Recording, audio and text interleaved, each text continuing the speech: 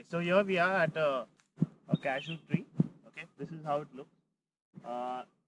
There are different varieties in them. Okay, but what happens here is they start flowering in Jan. Right now you see the flowers are dried because they're completely off season. Okay, so they start flowering in Jan, and the best yields are in April and May when the fruits are, you get the maximum quantity. Okay, but when it all starts in Jan is when the government gives us license to set up a still. Okay, and we are open for the season. These fruits, when they first come in, there are these like, how you say, they are attacked by local animals like monkeys and wild boars because they're so delicious that even nature wants a bite of it. So what happens is so nobody will drink urak or Nero. Nero is the cashew juice. So nobody will drink it in the during the first 2 months. That's Jan and Feb. Because what happens is these monkeys and these wild boars actually shake the tree, because of which a lot of raw cashew fruit falls down. Now this raw cashew fruit, it has a lot of sap in it, which creates a burning sensation. So the harvesting technique over here, the thing that is there in my hand, this is called a canto. A canto is a stick with a nail. Canto means like a nail. So what happens is here, the tradition is you never pluck a cashew fruit. It has to ripen naturally and fall to the ground by itself. And Goa being Susegad, we don't want to bend down and pick up the fruits. So we'll use something like a canto to just pick it up and then drop it into the basket. So this happens at around 1:30 to 4 in the evening. Between 1:30 to 4, you'll have the men going up a forest where all these cashew trees are wildly grown, and they will use a canto and collect these fruits as they come down, and for the mashing process, which we're going to see soon. So in the first season, the Jan to Feb, the urak is used to make, the distillation is used to make Feni. Okay, and after that, when the production is ample enough, you also have to know that the cashew fruit has a lot of vitamin C in it. So these wild boars and monkeys later on stop eating it because it makes your teeth very sensitive. And that's when it naturally falls, and you'll have men collecting baskets of it. By the end of May, the season is almost over. So right now we are at the end of May and it's almost over. There won't be any fruits. So your distillation pots are also removed. The whole process is stopped. So this farm won't be functioning till next Jan. So it's just 4 months of the fruit that we get that is enough for the whole of Goa to drink and enjoy. So we'll move ahead to the mashing process as I speak a little more about the fruit. In this process over here, we'll be talking about the mashing process that happens here. So this is a mashing well. Okay, the fruits are brought here. This is the only space where women and children are allowed, where they twist the nuts. They collect the nuts on one side, and they collect the fruits on another side for mashing. But what you will see if you watch a cashew fruit carefully, the fruit is the nut, and the actual cashew apple that we use to make Feni is actually the stem. Okay, it's a defected fruit where the sugar doesn't enter the fruit and starts collecting in the stem. So that's why if you try eating a cashew apple, it'll have a lot of fiber in it. Very difficult to swallow it. So when we eat a cashew fruit, we just chew it and we spit the pulp out. We don't take it in because it's actually the stem. And the stem has a lot of astringent notes. That's a lot of bitter notes to it, a lot of dry notes to it. So what happens is the men here like to stomp it, just like how you have in winemaking, but there you have beautiful women with skirts, but here we have dark-skinned men who wear gumboots and will be holding this rope and will be stomping. It's something that is traditional for them, though we have a pulverizer for them. They can put the fruit in, they can pulverize it. So when the yield is too much, they'll use a pulverizer. Otherwise, they'll always like stomping. They say that if they just stomp it, it doesn't over mash the fruit. Like when you pulverize it, it completely tears it apart. You get a lot of dry astringent notes which they don't like because they drink the Nero the most, the juice the most. So what happens is after the mashing is done and juice is collected, it will go into fermentation tanks. And then these rocks that are kept here are 3 different rocks for each side. So you'll have 2 batches, 3 rocks for that side, 3 rocks for this side, each weighing differently. So they'll put the smallest one to the heaviest one, step by step, on the whole pulp that's collected after the mashing. So then it's gently pressed, and you stand on the rock, which removes the last press that's there. That's the press that is drunk, because that press has the least amount of tannins in it. So it's very easy to drink.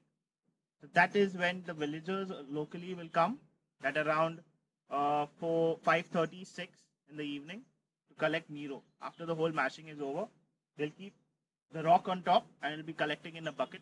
Everybody come and they'll collect it into the bottles and they'll take home. So that's about the whole mashing process that happens here. We will now move on to the fermentation. This is the fermentation of Feni. Now here in this farm we've kept these fermentation tanks which are not found anymore. This is something very historical. Okay, these pots are more than 70 years old. They were made by potters that were really tall, and a craft that was passed from family to family, from father to son, and it was a small village that created this pot. You've got to remember that Goa was a huge trading spot, okay, where the Arabs and the Portuguese and the whole spice route connected, because of which these pots were high in demand. But unlike us, like imagine if we were bakers and if we ran, if a shop that was providing us flour closed down, we would just go to the next shop. But these potters were not like that. If their source of clay ran out, they would just stop their pottery. That's how it was. These pots are very high in iron, which helps it seal. So we'll look into one of the pots to see how deep they are. They cannot be made anymore. The last guy who can make it is about 70 years old and has already Parkinson's, so he really can't remember. But this is how deep the pot is, and it is completely handmade. Okay, these are 2 that while installing cracked, but you won't find these anywhere. But this was the traditional way, and this is how the distiller, the master distiller out here, whose name is Anton, likes to ferment his Feni. So what happens is the Nero that comes out from the mash is collected into this. The quantity is around about 80 liters. So you'll have 80 liters of Nero, that's cashew juice, in it. It's natural yeast because, as I told you some time back, that the cashew apples that fall on the ground are picked up, so they're not plucked from the tree. So they have natural yeast in them, which creates the whole fermentation process. There's no science or there's no instruments that are used. It's just by plain sight and experience that the master distiller could tell you that it's ready to distill. So usually it's a 72-hour or 3-day fermentation process that happens. It's just that when the bubbling stops, so when fermentation happens, you know that there's carbon dioxide that's released, so there's bubbling. The minute the fermentation stops, the bubbling will stop. There won't be any life left in it. That shows that either your sugar is over or your yeast is there. That's when they'll take it out from these tanks and they'll move it on to the distillation process, which I will take you all to. But since it's the end of the season, the rule is on the 1st of June, you have to break down your distilling pots so that the government, so this is the old Portuguese law. So the government feels that it'll just stop you from being tempted to distill something else other than cashew Feni. So we'll go to that. This is about the fermentation. Let's move on to. Here we are. This is master distiller's space. His name is Anton. He's about 60 years old. and he's very strict on his traditional distilling method. So you will see here his setup. Though the pot is removed, as I said some time back, the old Portuguese law. Once the fruit cultivation stops, you do not distill anymore. And to remove that temptation, they remove the pot out on the 1st of June so that you do not distill something else into it. Because you have license to only distill Feni out here.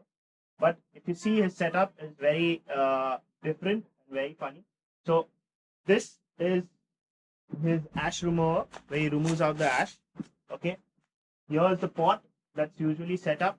That is to remove the liquid from your fermentation tank, and after the leftover, after your distillation is over, the leftover to remove it out and spill it out. Okay. At the same time, let me see if I have that.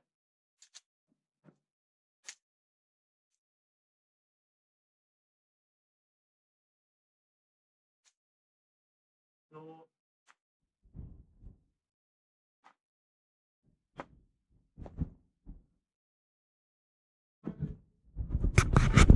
5.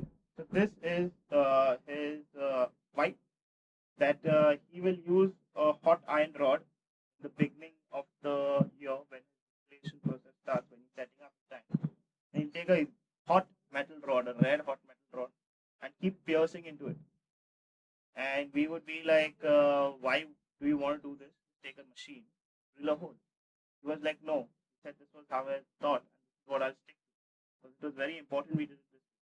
And he would keep doing that. It would take him a long time, but he'll prepare 2 or 3 sets like this, and he would place them around. Okay, and this was used out here. So he has the distillation pot with a pipe attached that helps you helps the vapors pass through. And what we realized was he was actually charring it to use it as a filter. Is when we pondered on and when we realized, yes, it did make sense, because he was actually creating a filter for his distillation. So he was actually charring it with a red hot iron. This is the cooling tank where there's a copper coil inside. Is where the whole distillation happens. The condensation happens in this. So they distill twice in a day when the yield is enough. Otherwise, it's just once in a day. Okay, and what happens is there's 80 liters of huge pot still that comes out from the fermentation. So that's your cashew wine that comes in here. And the first distillation happens, which is collected in a pot that is now removed from here, but it's collected in a earthen pot from a small pipe where it condenses. So the first distillation happens at very high heat. Okay, it happens at about 80 degrees for sure. The reason for it is because you want the methyl alcohol to not condense. It doesn't condense when it passes through. It straight away evaporates. That's the process that they use. And you get only ethyl alcohol. So the first distillation that happens is on very high. So you'll have a very big stick, a very fat stick, and you'll have thin stick. So the first distillation that you get is called urak. Okay, that's a very light drink, which is drunk during the summer and is available only during the summer. Nobody will bottle urak. You will have to go to a local distiller who distills, and you'll have to pick up a bottle of urak from him. You'll never get it in a wine shop. You cannot have license for it. It's not the way it works. It's just you go to a friend or a local distiller who will get you a bottle that you can buy. It's only the reason it's only available during the summer is because it's like a perfume bottle. The minute heat or sunlight gets into contact with it, it loses all its esters. So esters are like floral notes that are there, very aromatic notes that are there in alcohol. It's there in vodka, though vodka is a very neutral spirit, but it's very highly significant in your cashew cane or your urak. So urak is known to be very floral but very low ABV. So what happens is, so that was the first drink actually we were having when we just started whole. So what happens is the urak, if kept at room temperature, within 2 months it will be flat. It will be tasteless. It will have that ABV. It will have the alcohol, but have no aroma. So that's why your urak you'll have it only during this time of in this time of the year, which drives people crazy and they want to drink it a lot. So that's what people drink. But how do they drink it? It doesn't stop them from drinking low ABV. They will pour 90 ml for them. They'll have it with a fresh lime soda or limca, lime, chili salt. Now, you heat up 80 liters of your cashew wine, and you get 40 liters of urak. That is around 20 to 25%. Now you take 2 batches of urak and you redistill it, and that's what you get is your Kazulo Feni or Feni. That is double distilled. So basically, Feni is generally double distilled, but also sometimes triple distilled. But we, as a brand, don't want to lose a lot of those esters. That's what makes Feni or cashew Feni. So that's why Kazulo will always do a double distillation, and that's what makes us different from a lot of different Fenis out there. Now we will move on to the tasting and our cellar. So it's one of the first cellars in the whole world that stores Feni or alcohol in that particular manner. Not that I've come across any yet. So for more information on Feni and other spirits, do subscribe to the Cocktail Jockey, and please do share it with your friends and family. Cheers from Gazulo and Fezenda Gazulo.